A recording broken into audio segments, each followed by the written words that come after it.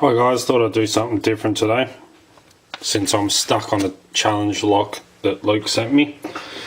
I've been trying and I cannot get the bloody thing open, not even a false set. So I don't know what you put in there, mate.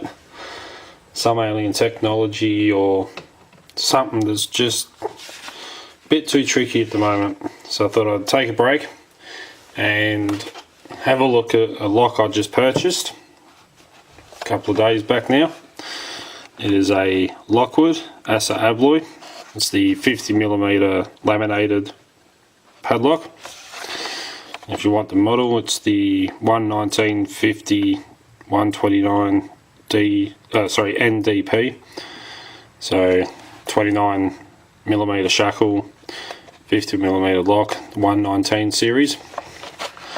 So it's got a level 5 security rating and corrosion resistance rating of 3, but yeah, don't need that.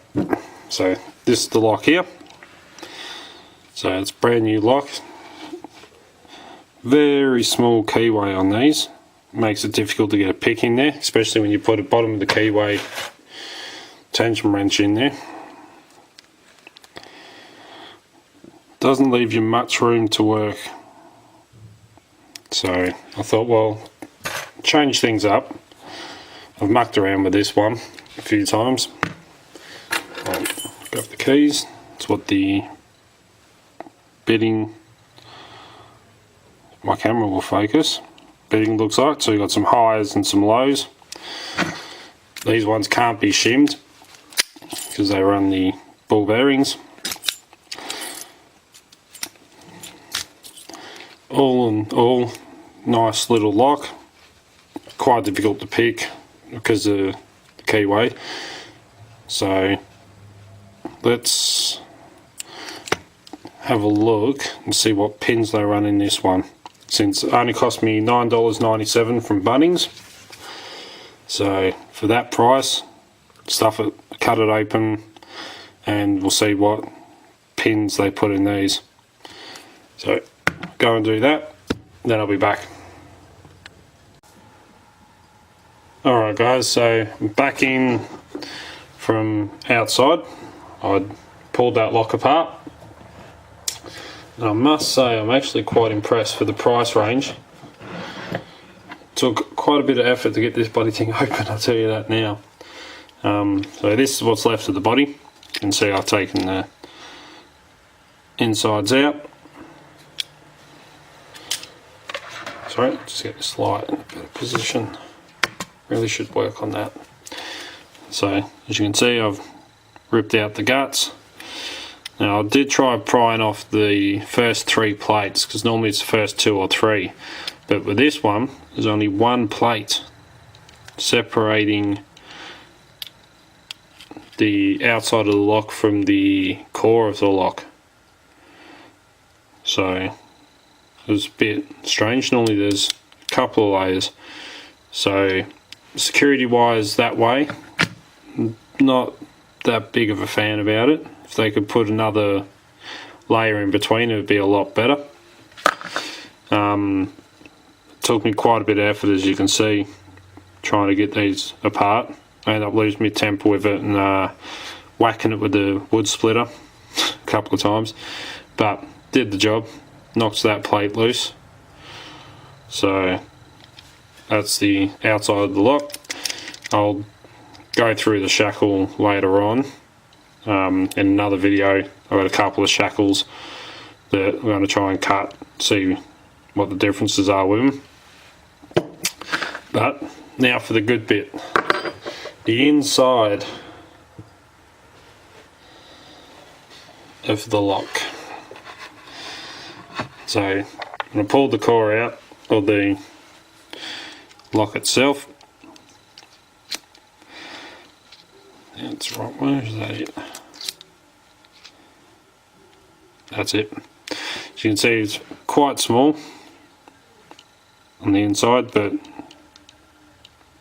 what you get, I suppose, for a 5-pinner for a little core. I mean, in comparison to the lock, it's quite small core, probably fit a little bit more in there, but then you give up on the security of that. So, but what I was more interested in for a just under $10 lock, what were the pins like? So remember, that's the key and the bitting for it. You can see a bit better now, the highs and the lows. So let's have a look at the good stuff. So put this light in a better position. Move this camera and I'll zoom in.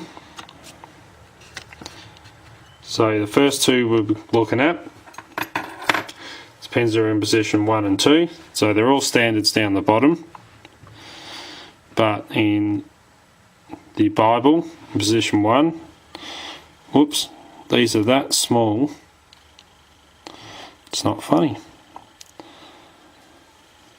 We have the world's smallest spool pins. Such a little lock. You can see they're absolutely tiny. So you got position pin 1 as a spool, and oops, there goes the light. The world's smallest springs. I mean, look at the size of them. Dear little springs. But you can't fit much in them. So position 2 are both standards, top and bottom. So the core and the Bible. And then in positions 3, 4 and 5, still standards down the bottom, and these dear little spools,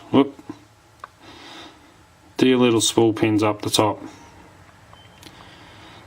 So for a level 5 security rating, I'm a bit impressed. You can get better, but honestly, for a $10 lock, when you compare one of them to, say, let me zoom out here, to a Master Lock 140s series that have spool pins. I actually paid more for this lock, funny enough, than I did for this one. So yeah, that's for that. But anyway, I'm thinking I might actually keep this. I might put this back together and turn this into a challenge lock for someone, actually. Make a dear little baby challenge lock. Be a bit of fun. But anyway, so that's what's on the inside. Am I impressed? Yes. Would I use these locks to secure some of my stuff? Yeah, if you're on a budget, I'd go with one of these over a Master Lock 140 series, but I would go with one of these. I mean, it's as a deterrent for thieves, because we get quite a few of them. There's stuff happening down our area. If I had a choice between the Master Lock 140s and the assa abloy Lockwood 119 series, sorry, I would definitely choose this one over the top of this. That's just personal preference. I mean, the only downside is the thickness of the shackles, but you can get these in smaller ones. So, what's on the insides? It's my thoughts on it. So don't forget to like and subscribe if you want to see some more videos. If you got any locks you want to send in, any challenge locks, any new pick designs you're working on, you want me to test out, give my thoughts on them, just send us an email. You'll find out how to send your stuff in. And until next time, good luck picking, and cheers guys.